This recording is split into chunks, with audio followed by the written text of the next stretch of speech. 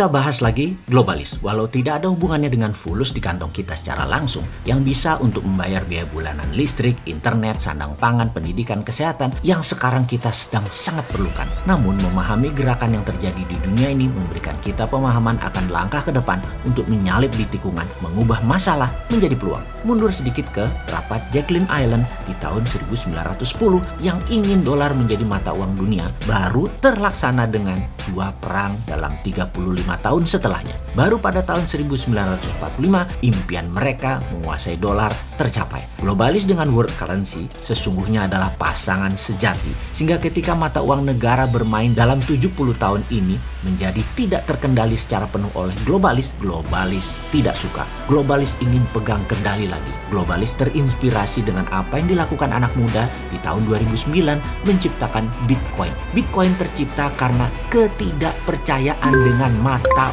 uang negara dunia yang diciptakan oleh banyak negara. Negara besar seperti Jepang, negara-negara Eropa, apalagi Amerika. Uang itu dicetak sak mau-maunya mereka, dan setelahnya negara kuat tadi ngerjain negara lemah dan negara berkembang untuk menelan kelebihan cetakan uang mereka. Inilah yang membuat Bitcoin dengan algoritmanya akan menjadi lebih adil dalam tanda petik, lebih fair, sehingga terukur dalam jumlah sisi uang beredar sebagai alat tukar dan alat bayar yang terpercaya. Ini harus kita jelaskan dengan rinci lagi khusus tentang Bitcoin ini, dan jangan terus merasa informasi kali ini mewakili kripto lainnya. Lupakan kripto lainnya, hanya khusus Bitcoin.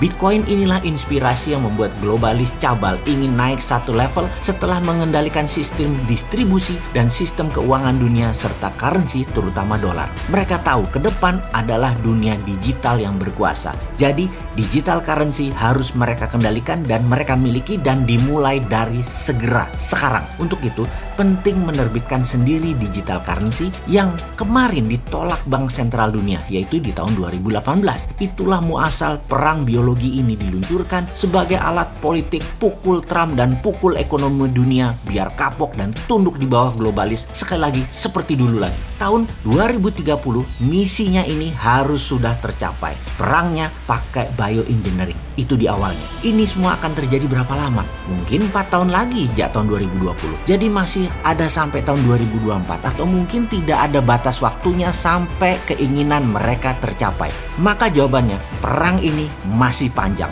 virus masih panjang. Lalu apakah senjatanya hanya virus COVID? Saya belum berani menjawab. Perlu pendalaman lagi. Bisa saja tool lainnya lagi yang mereka pakai. Ada banyak yang nggak bisa kita tebak. Bisa perubahan cuaca, bisa makanan berkurang stoknya, dan lain sebagainya. Yang jelas casualties at war atau korban perangnya bisa besar sampai negara-negara nasionalis patriotik menyerah semua. Target mereka apa sih? Jangan-jangan 200 juta pengangguran di seluruh dunia itu terjadi beneran. Jangan-jangan 2% dari populasi yang terpapar dari target 1 miliar manusia kena korban COVID akan hilang nyawanya. Dan ini benar-benar terjadi. COVID bisa mematikan 20 jutaan manusia. Ini jangan-jangan benar terjadi. Thanos bener dah pikiran mereka itu. Jahat. Kalau kita mikrokan ke Indonesia, maka angka 5 juta bisa terpapar dengan korban 150 ribu jiwa melayang dalam kurun waktu 4 tahun ke depan. Dan ini bisa terjadi. Wah, ini sadis sekali. Amit-amit dan tidak boleh terjadi. Saat ini dengan angka COVID terpapar 800 ribuan saja sudah sangat mengerikan. Jangan sampai yang terpapar 2 juta manusia terjadi di tahun 2021 ini. Ini mengerikan. COVID harus bisa ditangani segera. Mungkin salah satunya dengan vitamin, makan, dan minuman suplemen yang mengandung oksidan tinggi diberikan gratis ke masyarakat. Juga farmasi kita memproduksi antibodi disebar gratis. Juga vaksin gratis dipercepat, diperbanyak oleh pemerintah. Urusan vaksin, saat ini semua negara melakukan hal yang sama, mengantri membeli vaksin. Sayangnya lama proses mendapatkannya. Indonesia baru dapat jatah 30 jutaan vaksin. Amerika sudah pesan 600 juta vaksin. Uni Eropa pesan 1,3 miliar vaksin, dan Cina pesan 3 miliar vaksin. Kecepatan memproduksi vaksin untuk 3-4 miliar manusia itu ternyata dengan kapasitas 10 pabrik di dunia saat ini yang memproduksi vaksin full speed. Mudah-mudahan tercapai memenuhi kebutuhan separuh dunia tersebut di tahun 2024. Kalau untuk 100% populasi dunia dengan full kapasitas produksi vaksin, maka mungkin baru terpenuhi di tahun 2030. Masih panik sesungguhnya dunia pada saat ini. Pilihannya adalah menyerah pada maunya globalis, kendali dunia pakai digital currency mereka, pakai digital teknologi mereka, atau dunia berantakan porak-poranda sama dengan efek perang dunia dulu, perang dunia pertama dan perang dunia kedua.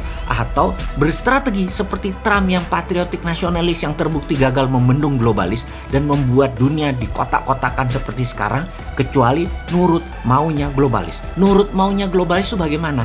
Indonesia jadi negara market. GDP-nya dijebak di antara 3.500 sampai 6.000 dolar per kapita. Tidak akan pernah lebih tinggi dan berdaulat menjadi juara negara pemenang di tahun 2030, juga di tahun 2045. Nggak mungkin 100 tahun Indonesia merdeka atau 100 tahun Indonesia emas. Susah kalau kita turuti maunya globalis, kita akan dijebak terus di tengah. Buktinya sudah 6 tahun GDP saat ini per kapitanya, ya segitu-segitu saja. Covid dan trade war ini berefek ekonomi negatif bagi Indonesia kalau nahkoda dan awak kapalnya tidak mahir mengendalikan perahu di tengah badai ini. Solusi Covid yang paling telak pengaruh buruknya kalau tidak distrategikan.